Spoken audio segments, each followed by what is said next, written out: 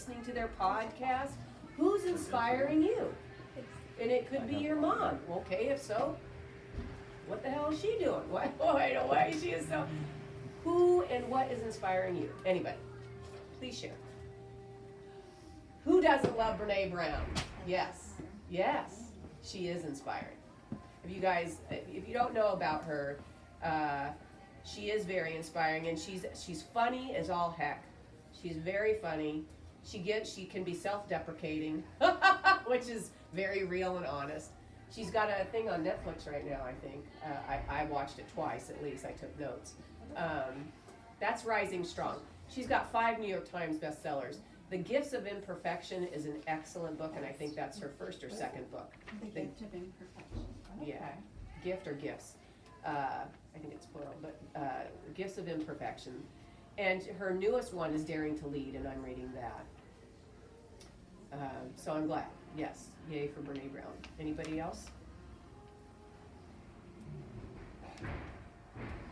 Usually we're commiserating. I can't really remember the book exactly, but my kids actually have a positive psychology department at their school. Oh. And in the high school they offer like a class. Uh-huh. But the guy who leads it runs workshops, and they do like spiritual practice every week, and he does one of the courses, and then he infuses it into the teachers, working with middle school students and all that. So I went to a presentation, and I bought some book, and it's there to start reading. Is this a faith-based school? It is a faith-based school, yeah. Okay. A private school. Yeah. So it's more common at private schools that they will do those kinds of things. And I don't know if at your schools they do much parent education. I lived up in the Bay Area. I coached at Stanford for 6 years. And it is just a plethora. I mean, it is not just the, what do they call it, Silicon Valley. It is the education and inspiration valley.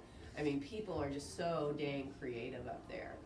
And that's one of the things that the schools do in their school system is they have a lot of Our elementary school actually partnered with the Stanford D School Oh, and infused like the whole Yeah. design thinking yeah.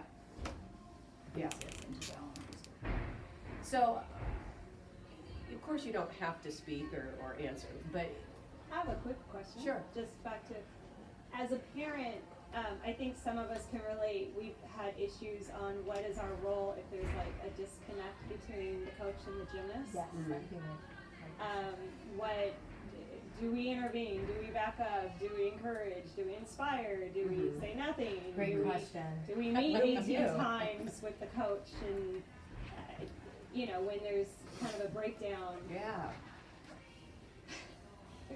What do we do? Especially if you have a kid that doesn't speak up a lot. Which She is keeps all it all of in them. and then comes home and cries. And how, Mine, she's just turned 14. okay. Lot She of keeps it tears. all in and then she'll cry at home. And I'm like, Yeah. speak up and say something. She doesn't know how to without offending or saying anything. She's just so scared to step on anybody's toes. I think they're just so respectful. Yeah. It's like in Drill. my only problem with gymnastics, I love everything about it except that I find that most of the girls in it do not know how to use their body voice. Absolutely. Let me refer you to.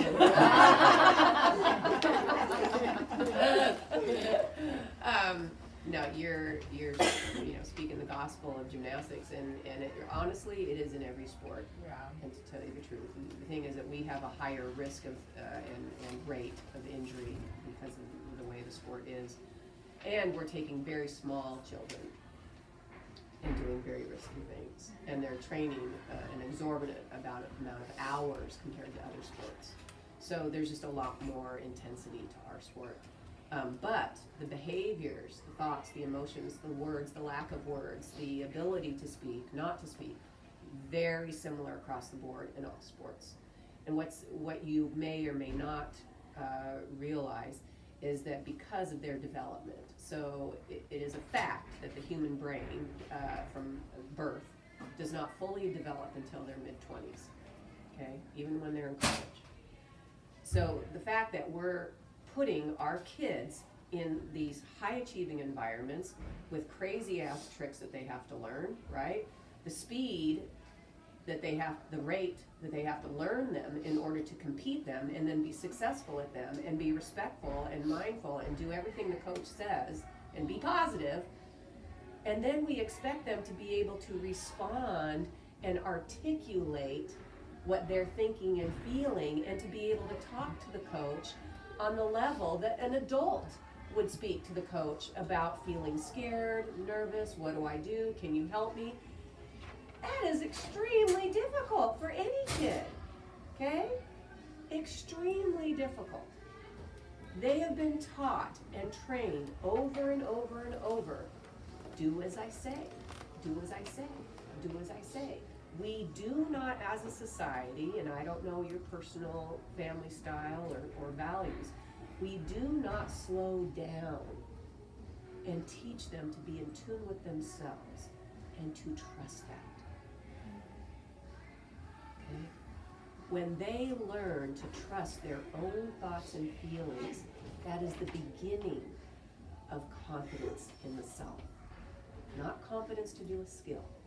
It's confidence in their self, that they are smart, that they have a clear thought and knowledge that they're uncomfortable, that they're nervous, that they're scared, and that is not only honest, but it's so real that it's important to be able to say that and work that out. And then where did they learn the skill to even discuss that? Have you been doing that at home? Have you been modeling that? Boy, I'm feeling really nervous about this, but I think I need to take some deep breaths, and I need to maybe write some things down, and they see you taking the deep breaths, they see you writing things down. You tell them, how it went. Did you ever tell them, that's as an adult, did you ever tell them when you were a small person, a child, a teenager, when you were nervous and scared? When you relate to them on their level, when they can imagine you as a nervous teenager, somebody scared, they start to then feel more normal, okay? Instead of looking up to my parent who knows everything, my coach who tells me and knows everything, and the teacher who's testing me and expects me to know everything. Now they're seeing you on a very human level, and they're relating to you. So in Focused and Inspired, there's a story about, it's Cassie Rice. I don't say her name in the book, but I'm just going to go ahead and tell you. I love her to death, and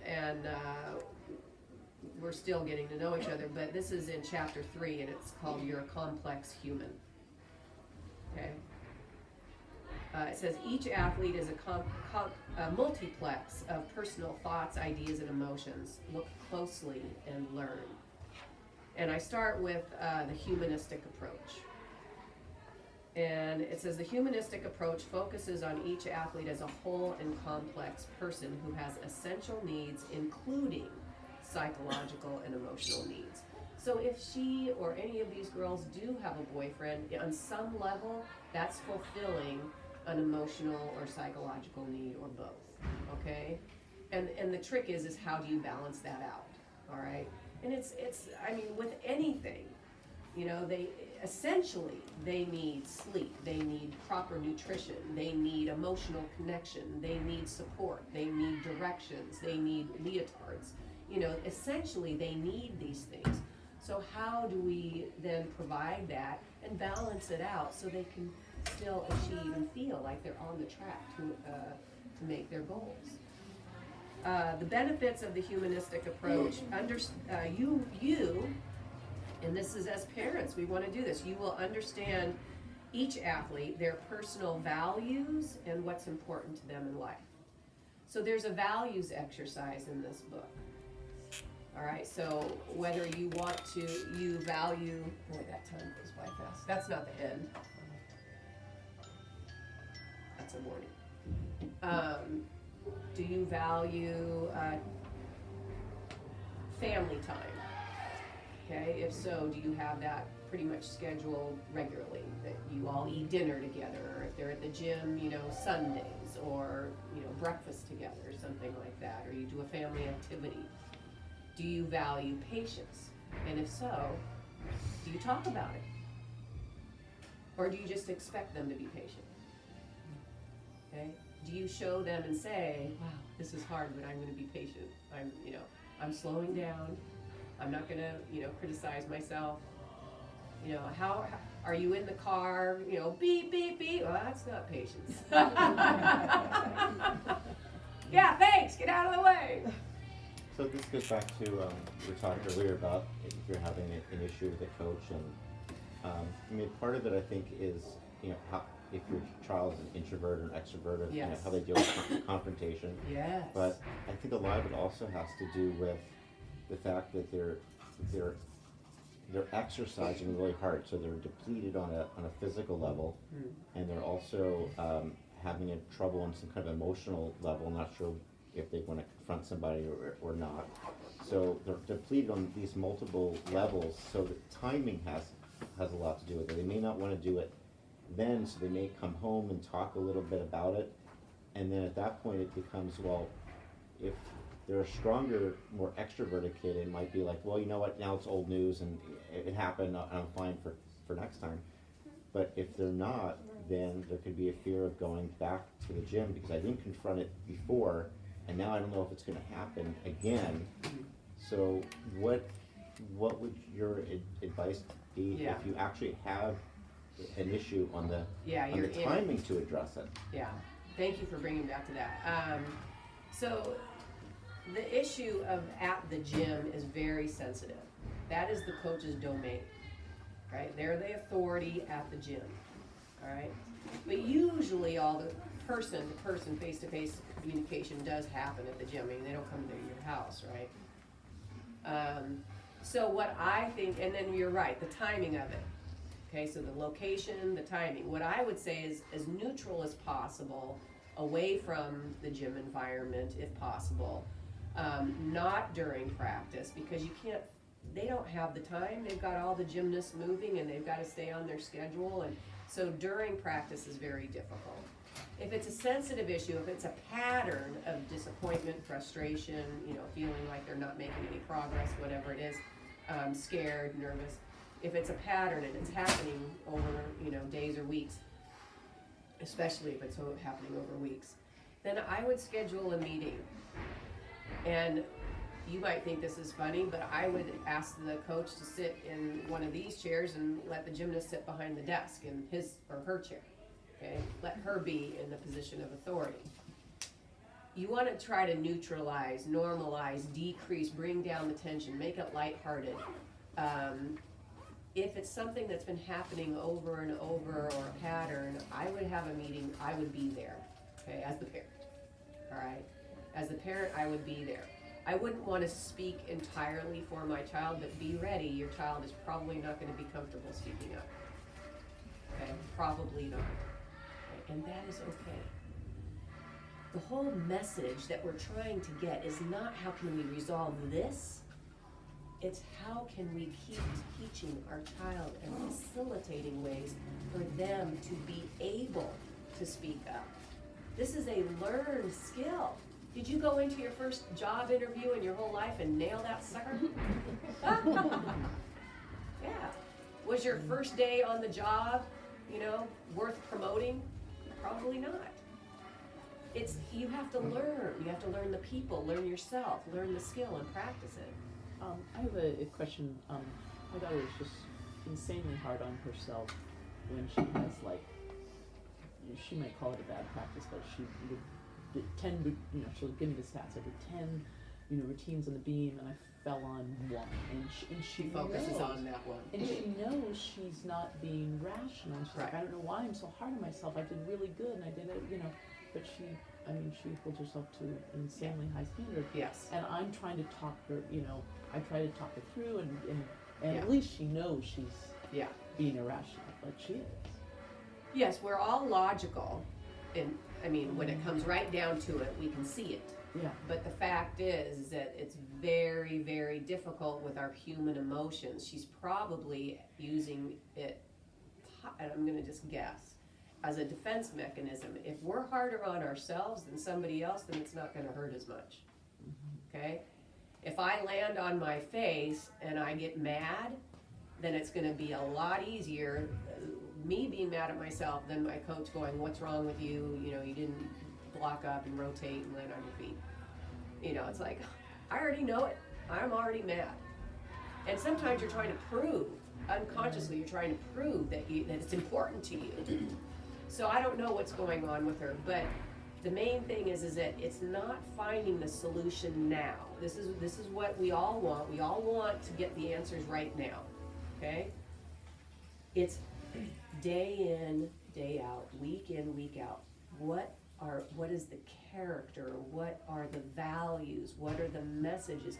Those are the seeds that will help her to be able to say, you know what, I really want to feel more positive, and this is what I'm going to do.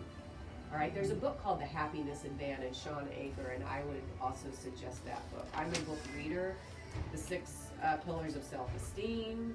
That might be a little bit more academic, but a lot of these books are very, very helpful in being able to shape your values and habits at home and what you're talking about with your kids and how you're allowing them to feel frustrated and then say, well, what are the options?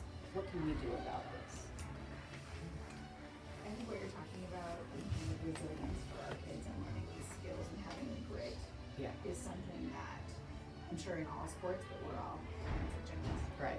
expects them to do that at such a young age compared to normal Yeah. people who learn it as they are getting into late adolescence and early adulthood. Mm-hmm. I think one of the things that's a struggle is we give them these skills and we support them and we let them speak. This might be way too big of a question, but where is the sport in taking responsibility for a shift in the culture of coaching? Because you can have your kids say this to a coach and shift their spot behind the desk and have them hear it, Mm-hmm. and your words were perfect, right? Because when they fall on their face Mm-hmm. or their butt, Mm-hmm. and the coach goes, Yeah. you're never going to progress. Yeah. How are you ever going to be recruited? That's they don't even say that's unacceptable, but the tone, the facial expression, the response of the coach, if that never shifts, you're hitting a brick wall. I was thinking the same thing. Yeah, So- well, and so it is USA Gymnastics. It is the culture. It's every region. It's every state chair. It's every coach in every gym. It's every club owner. What is the club Right, 'cause owner's there's a- values? So it is all these people above just the coach and the gymnast and the parent. I mean, hopefully that's what my work is about, is to help create shift, change, awareness, So you're impact. meeting with us, Mhm. and we met with the girls, and I know the coaches were in there, and I think progress is happening.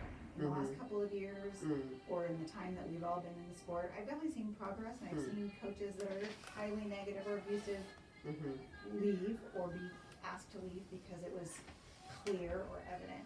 But it's those nuances, those really subtle things It is that are nuances. really hard to change in a culture.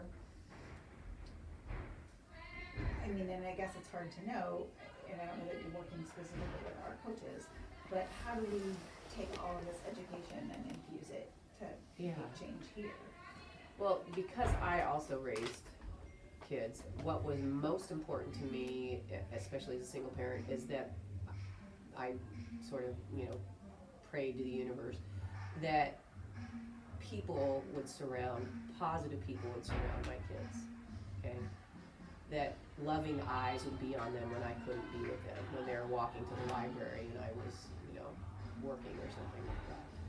But especially in coaching.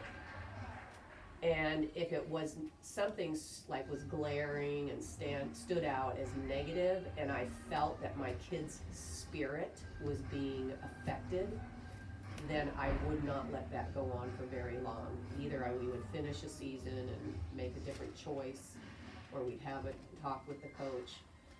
Because changing the culture is going to take decades. This is not something that happens overnight, all right? It's what is important to you at your core. What are your values? If you really would like your daughter to be able to talk to the coach, if you really would like her to learn to be resilient, then what are you doing, saying, and role modeling at home? Okay? And that's probably, and it's awareness, it's self-awareness. If you're aware that you're getting uptight, and this is totally normal, we start to get frustrated and uptight, right away, do you know what message that might be sending to your kid? Okay? So if you're sending a certain message like, I don't know what to do, I'm frustrated, I feel confused, I feel angry, then it's okay. I'm feeling aware of that. All right. Let's look at the options. Okay? Do we want to go talk to the coach? Do you want to do this? Do we want to do some mental training? Do we want to do that? You know, what are the options? So it's how you handle yourself in these situations that absolutely, it's like you said, when the 1 or 2 year old runs and crashes, if you sit back and you just think, oh, I think she's okay, she's gonna be okay, and then she gets up and she's looking around, she's like, well, I guess I'm okay. You know, then she learns she's okay. But if you ran to her panicked, if you react because they're coming home crying, okay, you're perpetuating it, okay? So it's trusting the whole process. We don't have time because the hour goes by so fast, but this says let's be partners, and it says we're gonna focus on chapter 4. Yeah. So how, I find like probably the most frustration happens when I have a mental block. And I hear this word all the time, like, mental block, mental block. And I think that's when things start to spiral downhill because the coaches get frustrated, the girl's already Yes. frustrated with herself. Yeah. But she doesn't know how to get over that mental block. So what can you do to help maybe a coach understand? And sometimes they're not even talking, they're not even telling the I know, coach. I know. So the coach is like, well, why are you doing this? And they're like, I literally can't, or I don't know how to make my, you know, like. I know. So where do we step in and say, hey, you know, or how do you inspire the coach to help inspire them rather than further the frustration? Let me tell you this, probably 95% of the time, the coaches are already doing all that they know how to do. Okay, so it's extremely rare, number one, that the coaches are not already trying to implement something, a tool, something that they know, okay? So they're feeling stuck, and that's why they're getting frustrated, all right? The next thing is that coaches in gymnastics it is not required in USA Gymnastics for them to learn mental skills. That's not required, okay? It should be. 1,000 million times it should be. And we're at the point where I think it's going to go that direction. Do you focus on your daughter then? Like, do you work on improvements? Okay, I'll tell you what I would do is I would have her work with some kind of a mental training coach or sports psychologist. That's what I would do. Because the coaches in the gym are not going to get that in general. What I would hope is that they were, at the very least, supportive. And then a step It's not that further, they're bad coaches or anything, I think Right. it's just that the frustration is coming Yes. full circle. Do you Yeah. know what I mean? Like, and nobody seems to have an answer for how to get over that hump, you know? yeah, so go ahead and ask your question. I was just gonna say, what you had just said was actually really important to me because we're coming from a completely different feel. Where the coaches here are 1,000% better from the situation we had previously. And we're trying to figure out how do we move past that situation there. Because actually something you had said about the coaches coming to your home, when my daughter sees some of these coaches at meets and they're at, you know, the majority of our meets this year, all of a sudden it can throw her into a tailspin, last year at least. We're hoping she's moved past it now, but we really don't completely know. What else can we do to help her, you know, get past that? Because it was a situation that I think nearly destroyed her, and we're Yeah. finally building her back up now. That is a different one, and somebody can make copies. Yeah, I'll make some up here. Yeah, Wait, it's too much. so what I just handed you, and maybe she can make some copies for those who didn't get one, that's what the girls got today and what the coaches got today. And there's some more specifics there about the mental skills, how to get calm. I mean, the very first thing you want to do is have time in your home where you actually practice and have a lovely family moment of being calm. We would have quiet time in the evenings where there was no music, no TV, and we would all read or do something very quietly. If it was winter, we lit a fire in the fireplace. If not, I might light a candle. Maybe I might put on some soft kind of classical music, but usually we would read to each other. Okay, and this is when they were in between the ages of well, certainly like 3 and 4 years old, because we read, you know, the picture books. But all the way up to 12, 13, okay? And we'd sit on my bed or on the couch, and we'd take turns reading a chapter of a novel or something like that. That's an activity, but it's a quiet activity, and it's a connection, okay? The reason I'm telling you that is because in this sport and what you're describing, and you know what the way that the gym was, or the energy, or the dynamic, and now what you know what you're hoping for now, and sort of this shift, is that they have built up. I'm sure it's related to the coach that left, but what it is that there's an emotional history. Okay, all of us have it.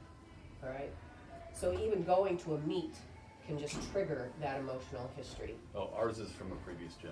Previous gym. Personally, yeah. Okay. We came to. Yeah. All right, so Me too. yeah, boo on the bad gyms. Trying to just extract them, but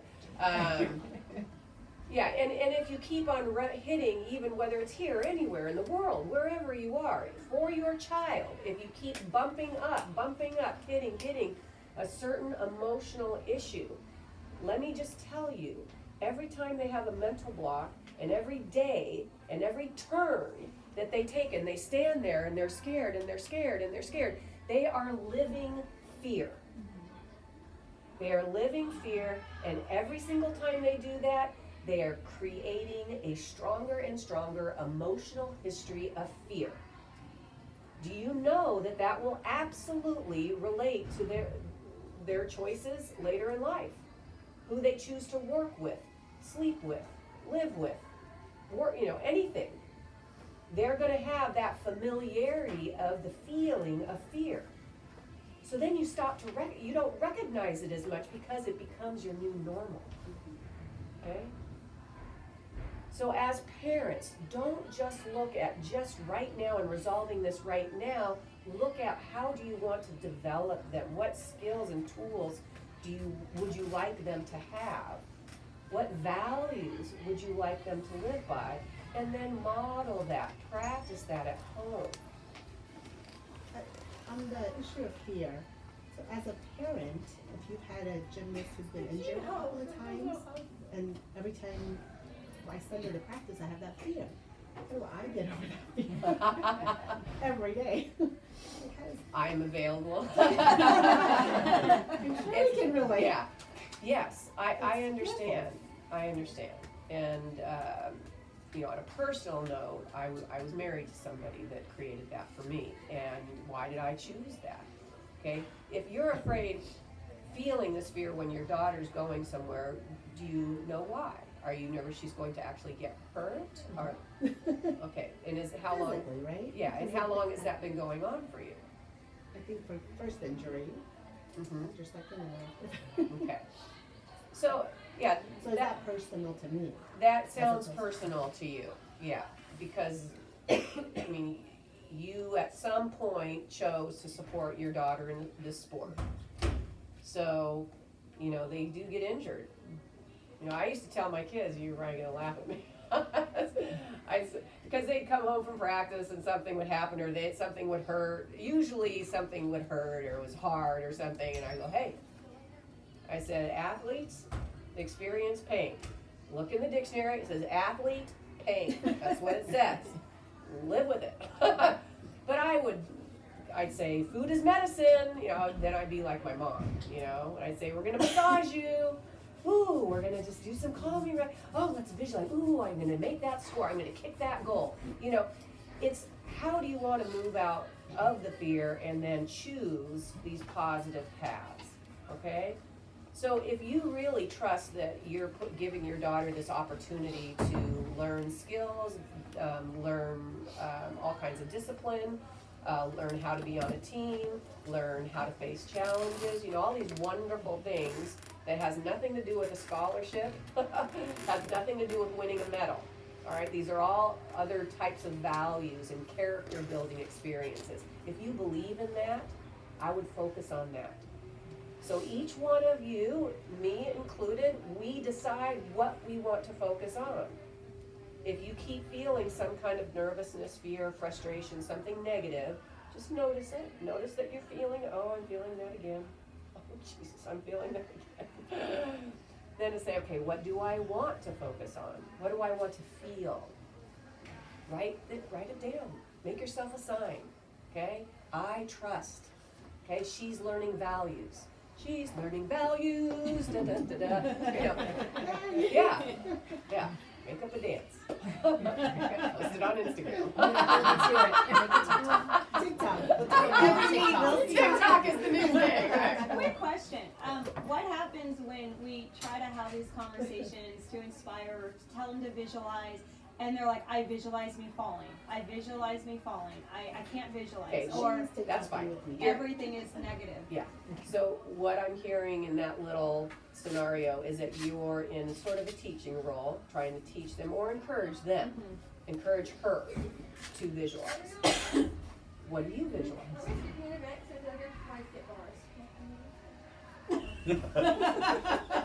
Watching There it. it is. Very therapy for us. Right? I know. You didn't know that when you came here. I'm very biased. I visualize success. I visualize, What, her success? her success. Oh, but I'm not talking about her. Well, if we're talking about her, you're asking about me? Yeah, New house? you're, No, kidding. There you go. Retirement? No. There you go. I see a clean house. Well, where is it? No. I am going to go do the dishes. So do you just disregard the conversation and distract? This is what I'm telling you. Yeah. Okay. I mean, it's your choice of when you want to engage. But let me tell you, every single time, and I think I started with this, every time they're hearing your voice and your encouragement and what you want for them, then they're not hearing themselves. The strongest thing we can do is model, practice, create loving habits and patience and quiet time. And how are you teaching them through modeling and family values? That is the strongest thing you can do. Because otherwise you're just talk. And they're like, yeah, they don't want to listen to you. I mean, I have a master's in writing. I am a very good writer. I'm an excellent writer. Do you think my kids wanted me to help them with their writing? My daughter waved me off. And I was like, I could. And she'd go, huh? I go, One day, finally, I think I might have helped Conrad, but then McKenna, she's very stubborn, and I love that about her. Sometimes not. She's 22 now. She was 12 in 7th grade. She had to write an essay on Call of the Wild, okay, Jack London book. Finally, I think I said something, I was like maybe walking by, and she goes, okay. I made it so fun, and we talked about colors and smells and sounds and different things that was, very sensory driven, and that actually is very important in writing. She started going, yes, ooh, I like that. And then afterwards she goes, Conrad, Mom can help, she's pretty good. And I was like, yeah, I score. But you have to wait till they're ready. So is she asking you, Mom, can you help me? Or are you just offering? Probably 50-50. Okay. It is hard to not offer. It is hard. So you could get down on your knees and just say, I'm at your service. I'm at your service. And see what happens. I would get yeah. Yeah. So I think we're at the end. Any yeah. Just as far as the healthiest set of kind of practices leading into a competition, which technically then could be an interview or could be an anything you want to, but what do you suggest? Either right before or? So chapter 9 in Focusing on Fire, this is competition mindset. All right, it does have a very fun story about my mom teaching me some things by modeling it. Okay, it's called Need Your Opponent, Then Kick Their Butt. All right, I'm not going to read you the story, but I'm just going to tell you. She taught me a new mindset about competition. The rest of the chapter, and I'll tell you a little bit more, it has like a bullet list. How do I play my best? Create mental goals and focus on your inner game.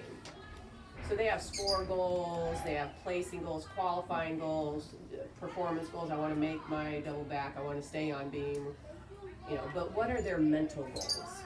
Okay? Number one, be ready for anything because anything can happen. So often they'll be surprised, okay? Well, think about, okay, do I have all the stuff I need with me? Just know that equipment can fail, know that sometimes the music is not there, you know, those types of things. Just be ready for anything. Then it says stay calm and take a breath when things get tough. Well, there should be a habit of taking a breath before every turn they take, okay? But especially when things get tough, that's my mental goal. That when I have a miss or I have to now go on to the next event, I'm gonna take a deep breath and get calm. Number 3, keep positive and let go of mistakes. So I have a thing called throw it in the trash. Some people say flush it, okay? But it's basically when something negative happens, you know, you get rid of it and it says and move forward. Bring humor with me. All right, this is actually something I work with athletes. You know, I have a little owl, little stuffed animal, that's Athena. Yes, yeah, this is Athena.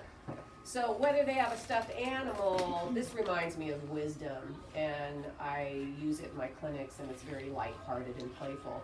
But if you know anything about Greek mythology, Athena was a Greek goddess, and she was known for being a warrior in battle, very fair and judicious, and very wise. And she's often seen with an owl on her shoulder, or she transforms into an owl. So that reminds me, and it's very playful. But, you know, it could be a photo, it could be an animal, it could be a good luck charm, it could be anything. They could play games in between their, you know, the events if they're waiting for their turn. But they could tell a joke to their coach, all right? Try to make the coach laugh. Yeah. You never know.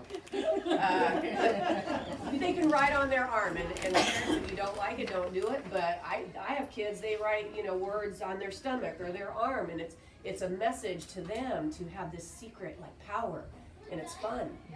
So anyway, and it's strategies and logistics the week of competition. All right, and I've got 7 days before, 2 days before, the day of.